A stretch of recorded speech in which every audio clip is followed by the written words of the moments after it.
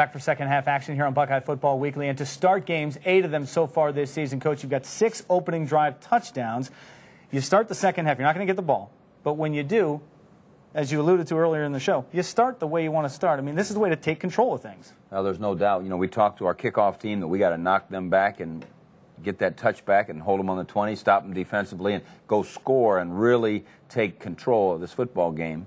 And that's just what happened. But I guess we should have told them what to do beyond that. After that, yeah. 24-0. 24 points is what you always say. Right. You want to put on the board. Here's a guy, Rex Kern, that is used to putting numbers up. Well, he talked to our team on Friday night and was just awesome. And to have him honored going into the College Football Hall of Fame, I can't wait to see that in New York City in December. And here we are coming in that opening drive, and pretty darn good running by Beanie there to get us started. Yeah, 11 yards right there, and let's just follow it up, instant replay. 11 more yards for Beanie, and you get the feeling he's getting stronger with his carries. Well, there's no doubt about it. And again, those guys up front are knocking them backwards, and that's huge.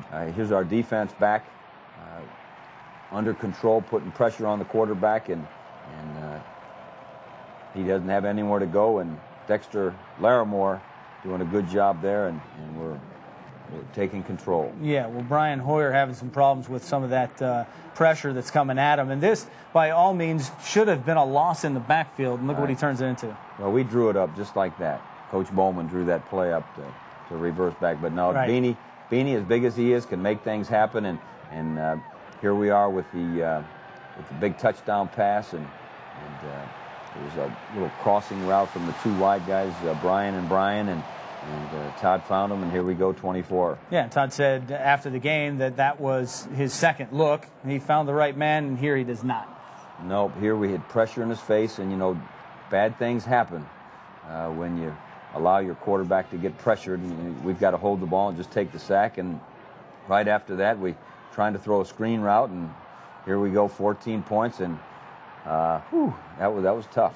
Yeah, the defense hasn't been on the field. Now this is the 3rd offensive series without the defense on the field, and this is, again, heart in your throat. I don't know how Beanie gets this back. I'll tell you what, if they'd have gotten that one, I'm not sure what would have happened, but we're forced to punt, and A.J. Trapasso really whacked one back there, and heck of a job on our coverage team, and they did a good job, and at least we got out of that field position bind. Well, oftentimes you're not so thankful for a punt to let it rip like that, but in that scenario, you do get out of that, out of backed up again, and try to gain some field position advantage, and the D is going to be there. Well, the D's there. Here they are in the 4th quarter, just knocking people backwards and putting pressure on the quarterback, and almost coming up with the pick there. I think that was Kirk Coleman on the breakup, and our defense plays extremely hard. Well, back on offense, Dane Sanzenbacher, and this is nice effort on the rollout, a little half roll there from Beckman. Good job coming up with the catch, and Dane had a couple nice catches in that 4th quarter. He followed it up with one right after that, but after that drive ends in a punt. It is a 40-yard completion to Devin Thomas from Brian Hoyer, and here's where you're starting to think things over a little bit as well. Well, that's right. Number 5 is a heck of a player, and if you let him have the ball, he's going to move it on you. And here we're blitzing a little bit and putting some pressure and making them eat the clock a little bit, plus move backwards. And here they are with us putting some pressure on them, and a good hit there by Cameron Hayward knocked it loose and forced them to go for the field goal. And to their credit, they banged it through and made the game a little bit more interesting. Yeah, Brett Swenson from 43 yards. It's a 24-17 game now. It's just a 1-score game. Well, that's right, and kind of turned it over to Beanie from there. I'm not sure exactly how many carries he had in that last drive, but it had to be 8 or 9 or thereabouts. And it was a good job us keeping the ball, and it was a tough-fought victory. And I'm awful proud of what Mark D'Antonio has done over there at Michigan State, and proud of our guys for taking one more step toward their goal of being Big Ten champions. Well, certainly, you said it before, these are not easy games when you have to put aside a friendship for 3 hours against the guy that you want to win every other game. That's right. And go play football against, you know what kind of team he brings in. Well, his guys are going to play hard, and they're going to get better and better every week, every year. You can be sure that the Spartans are in good hands. Well, we saw Beanie there, as you said, workmanlike ending to this game. And this is the first time this season that when you needed a yard, 3rd and 1, you got the yard, and you really needed it at that point, and you were able to stop some yardage as well along the way. But that's Big Ten style, when you need that yard. Well, there's no doubt about it. We have to get better at our short yardage game, and we have to get better at our run game in general, and we thought that we took a step toward doing that.